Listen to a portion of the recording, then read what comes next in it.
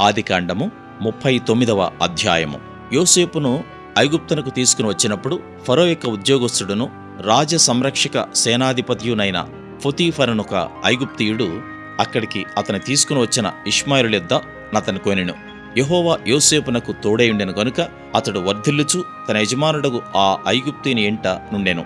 యెహోవా అతనికి తోడైయుండెననియు అతడు చేసినదంతయు అతని చేతిలో యెహోవా సఫలము చేసిననియు అతని యజమానుడు చూచినప్పుడు యోసేపు మీద అతనికి కటాక్షము కలిగెను గనుక అతని యొద్ద పరిచర్య చేయువాడాయెను.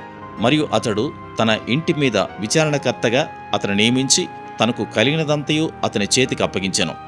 అతడు తన ఇంటి మీదను తనకు కలిగినదంతటి మీదను అతని విచారణకర్తగా నియమించిన కాలం మొదలుకొని యెహోవా యోసేపు నిమిత్తం ఆ ఐగుప్తీయుని ఇంటిని ఆశీర్వదించెను. యెహోవా ఆశీర్వాదము ఇంటిలోనేమి పొలములోనేమి అతనికి కలిగిన సమస్తము మీదను ఉండెను. అతడు తనకు కలిగినదంతయు యోసేపు చేతికి అప్పగించి తాను ఆహారము తినుట తప్ప తనకేమి ఉన్నదో ఏమి లేదో విచారించినవాడు కాడు. యోసేపు రూపవంతుడును సుందరుడునై ఉండెను.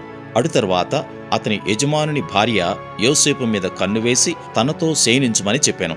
అయితే అతడు ఒప్పక, నా యజమానుడు తనకు కలిగినదంతయు నా చేతికి అప్పగించెను గదా, నా వశమున తన ఇంటిలో ఏమి ఉన్నదో అతడెరుగడు, ఈ ఇంటిలో నాకంటే పైవాడు ఎవడనూ లేడు, నీవు అతని భార్యవైనందున నిన్ను తప్ప మరి దేనిని నాకు అప్పగింపక ఉండలేదు, కాబట్టి నేనెట్లు ఇంత ఘోరమైన దుష్కార్యము చేసి దేవునికి విరోధముగా పాపము కట్టుకుందనని తన యజమానుని భార్యతో అనెను. దినదినము ఆమె యోసేపుతో మాటలాడుచుండెను గాని అతడు ఆమెతో శయనించుటకైనను ఆమెతో నుండుటకైనను ఆమె మాట విన్నవాడు కాడు. అట్లుండగా ఒకనాడు అతడు తన పని మీద ఇంటి లోపలికి వెళ్ళినప్పుడు ఇంటి మనుషులలో ఎవరునూ అక్కడ లేరు. అప్పుడు ఆమె అతని వస్త్రము పట్టుకుని తనతో శయనింపుమని చెప్పగా అతడు తన వస్త్రమును ఆమె చేతిలో విడిచిపెట్టి తప్పించుకుని బయటికి పారిపోయెను. అతడు తన వస్త్రమును ఆమె చేతులు విడిచి తప్పించుకుని పోవుట ఆమె చూచినప్పుడు తన ఇంటి మనుషులను పిలిచి, చూడుడి, అతడు మనలను ఎగతాళి చేయుటకు ఒక హెబ్రీని మన యొద్దకు తెచ్చియున్నాడు. నాతో శయనింపవలనని వీడు నా యొద్దకు రాగా నేను పెద్ద కేక వేసితిని. నేను బిగ్గరగా కేకవేయుట వాడు విని నా దగ్గర తన వస్త్రమును విడిచిపెట్టి తప్పించుకుని బయటికి పారిపోయానని వారితో చెప్పి అతని యజమానుడు ఇంటికి వచ్చు వరకు అతని వస్త్రము తన దగ్గర ఉంచుకొనెను. అప్పుడామె తన భర్తతో ఈ మాటల చొప్పున చెప్పెను, నీవు మన యొద్దకు తెచ్చిన ఆ హెబ్రీ దాసుడు నన్ను ఎగతాళి చేయుటకు నా యొద్దకు వచ్చెను.